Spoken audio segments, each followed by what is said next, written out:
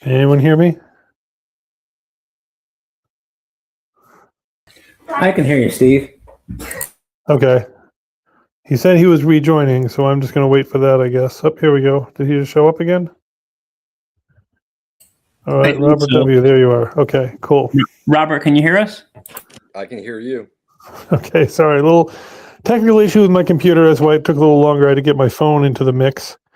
Brand new computer doesn't seem to like this, whatever. But anyway, so I apologize for all the confusion. We'll try to. So I'll show you what it looks like on our end. And I noticed there was a filtering thing that I had set wrong, so that's why it didn't show up the first time for you. But basically, it's set up that not required, sale is not contingent on financing. We might use it, but we might not. I'm an accredited investor. I have over $1 million in stocks, so like buying this is not a problem. I just would rather not use my money. I would, because that money is actually my daughter's for a college fund. She'll buy this. I've already talked to her about it, but we'd rather not. So it's lending. If a lender can move fast enough, we go lending. If not, we have cash. Is that reasonable? I understand. And then on the last page, well, not last page of the contract, just to be clear, not the last page of the document, buyer shall has 42 days, which is the 6 weeks, to complete any inspections and due diligence. We'll bring in whoever we need to. We'll talk to zoning, utilities, whatever, to make sure it's a workable deal. And then, but it's being sold as is, where is, subject to due diligence and title. And that's pretty much what it should have said to you the first time, and I apologize it didn't. That's on line 492 down there on page 10. Okay. Let's see. As is, okay, yeah. I see it on the additional terms. Okay. Thanks for showing on the screen. Yeah. And then and then one that didn't show in this version, and I'm going to fix it right now, is line 439. That is the what they call the liquidated damages limit. If the only risk I have is the deposit. I don't have risk of you suing me for $1 million because whatever. If I fail as a buyer, you get the deposit, basically. Okay, just basically if the deal doesn't go through and you guys, opt out or something, then I just keep the hard money. Is that what you're saying? Yeah, exactly. So like, I mean, if we exit for due diligence, we keep our money. Then the money comes back to us. If we exit within the reasons of the contract, we keep our money. If we just wake up the day of closing, which Ryan and I had that happen, once or twice last year, and we just wake up and say, "No, we're not doing this," then you can say, "That's fine, but I'll take your deposit and go home." I understand. If we exit for the right reasons, then yeah, exactly. The penalty to a buyer is the deposit. In Pennsylvania, they make us add a check mark for that statement, but everyone knows the penalty of the buyer is the deposit. That's the point of a deposit. So then that should be it. And certainly because we're buying it directly, we're not going to I don't think it'll take us anywhere near 6 weeks, because we're not bringing a parade of people through. We're scheduling our people. Ryan and I are driving out there to see it, and we're going from there. Okay. That should be hopefully pretty simple. Now I just have to find that liquidated damages one, because it did not. Whatever filter I had left on, it's still filtering. So let me just change that right now. And the furniture and appliance and different things, clothes, whatever's in there, that is fine with you. Yeah. In fact, I think, and let me just do this real quick. I think I put in there somewhere about that. Yeah, you put in quotation marks some debris. So I just wasn't sure if there were certain things that you were against, or to be honest, it's more of a judgment call. If we go through there and we're like, oh, that's not too much stuff, versus if we go through there and like, holy crap, this is 30 dumpsters worth. We didn't, we have to have a conversation, basically. Okay, got it. Because it's obviously a big difference from, hey, there's some stuff, to we get down there and it's like, oh, that's 40 truckloads. Okay. And that's and that's obviously part of our due diligence. We get down there, and it's like, hey, guess what, Robert? You told us there was some debris and there's whatever. Then okay, well, let's have a conversation about that. But I don't think we expect that, basically. So you should see it. Please just verify that you do, and then we'll go from there. And just out of convenience, I'll probably just use, if because I have not picked a title company for this yet, is I will Monday or Tuesday just throw $1,600 in my escrow account for this, and I'll show you that it was filed and say, hey, here it is. And then we'll kind of go from there. All right, sounds good. Yeah, and again, I go, yeah. So are you able to open it and just make sure you're seeing things the way we think, the way we're seeing them? All right, let me check. And I appreciate you staying up. I know it's crazy late for you over there. It is. When you're like, hey, I'll be up at 2 a.m. I'm like, really? Yeah, I know. I have a dentist appointment to take my son to actually at 9 in the morning. So I will be running on Nothing. hopefully like 3 shots of espresso in the morning. Yeah. I'm refreshing it. I have not received anything new. Okay, let me just check.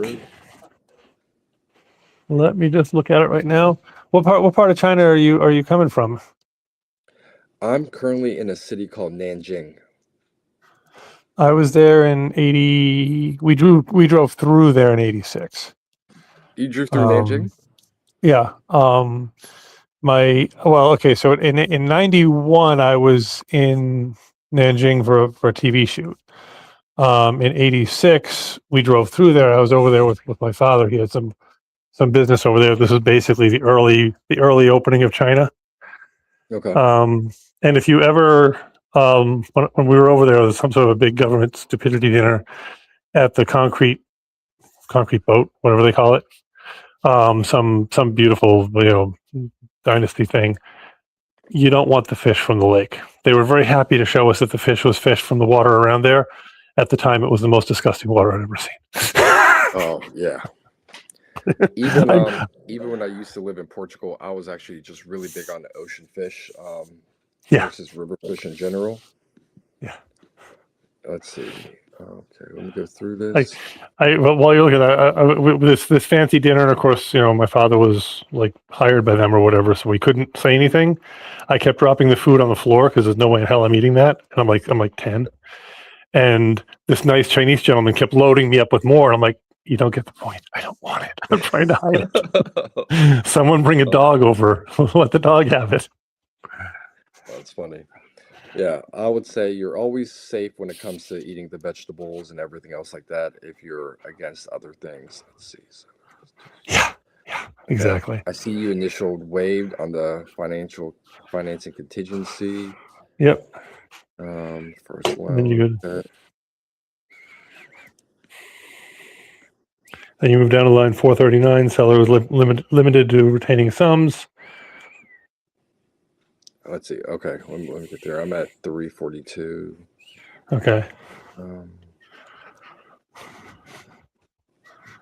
Okay, yeah, I see it X'd out. Seller is limited to retaining sums. Okay. Yeah, and then further down in that last section, page 10. Additional terms. Okay. Now, the buyer may. Now, when it comes to the actual closing, do you have to write anything about you're taking care of closing, or I just don't want to be surprised? I thought I had that in there. I'm sorry, kid. I thought that was in that big block of stuff. Buyer may use financing. Buyer may. Okay, apparently that fell out at some point. But just here's the thing: I will. If you do me a favor, just because I'm driving back to pick up my daughter, if you just sign it, I will text you right now and confirm it, and then I'll write an addendum and I'll sign it and say that we're paying all the closing costs. Okay. Yeah. But I mean, I'll confirm it by text, and then when I'm done with my lunch with my daughter, I'll just send you an addendum saying we're paying all closing costs. The only thing you're paying is clearing liens. Okay. Yeah. So I mean, it's a Friday afternoon. You're about to have lunch with your daughter. I hope it's a good one and no food ends up on the floor. It is Chinese food, so we never know. But yeah, I'm not in a rush. And again, maybe it's just my experience or just the way I do things. I like to sign documents just whole and complete instead of having to deal with a bunch of addendums. Is that okay? You just add it and then I just sign at that point?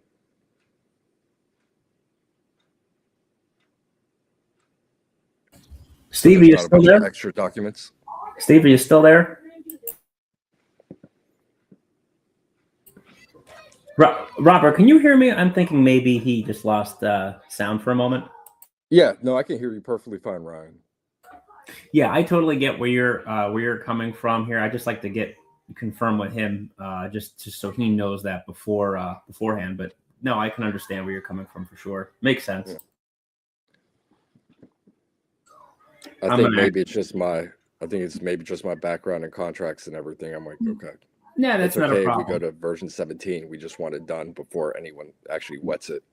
Yeah, no, it totally makes sense. Let me just send him a regular text because I'm not sure if he can actually hear Oh. us.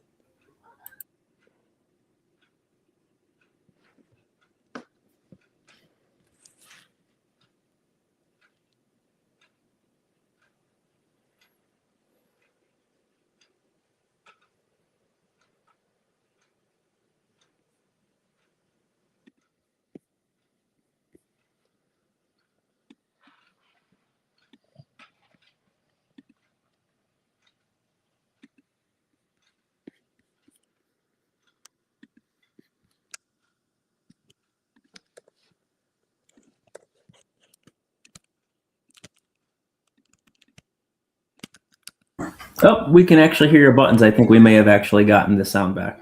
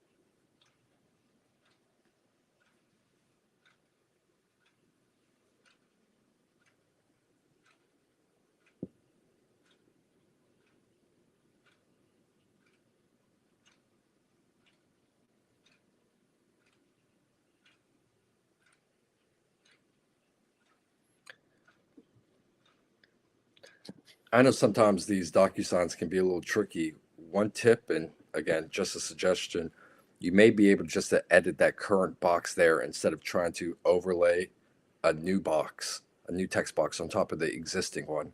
There may be room already to actually just, you know, press enter and add something. That's I still think he's. a I physical think he's. field. I think he's actually trying. I think he's trying to do that. I think he can hear us, but he said his phone just died. So if you can just refresh the screen, which I'm going to do too, and I think at that point we should be able to hear him.